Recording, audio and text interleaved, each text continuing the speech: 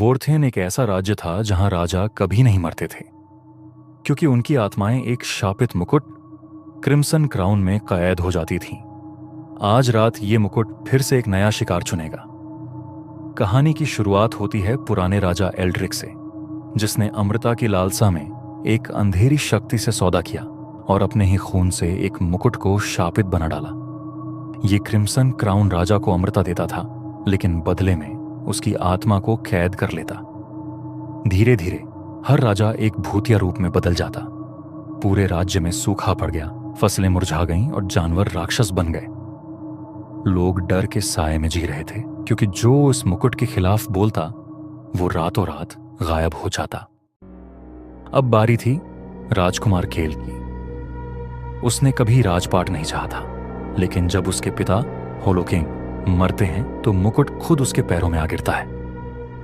पहले तो उसे यह शक्ति का एहसास कराता है। जख्म अपने आप भरने लगते हैं, उसकी आवाज में हुक्म चलाने की ताकत आ जाती है और सपनों में सदियों के गहरे राज दिखने लगते हैं। लेकिन फिर अजीब फुसफुसाहटें शुरू हो जाती हैं।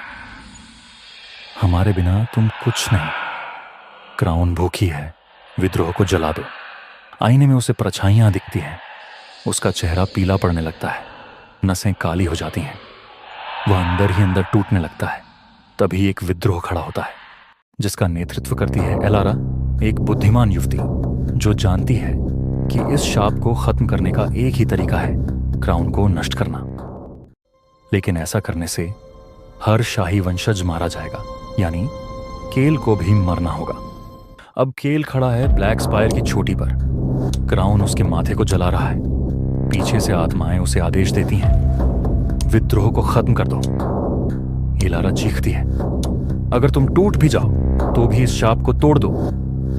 अब दो अंत हैं। पहला, केल एलारा को मार देता है और क्राउन उसे पूरी तरह निगल लेता है। वोर्थेन एक भयावह स्वप्नलोक बन जाता है।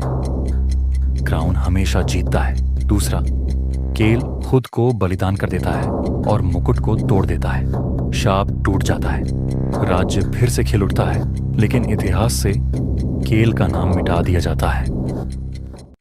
एक लिखो अगर तुम चाहते हो क्राउन जीते, या दो लिखो अगर तुम चाहते हो केल कुर्बानी दे।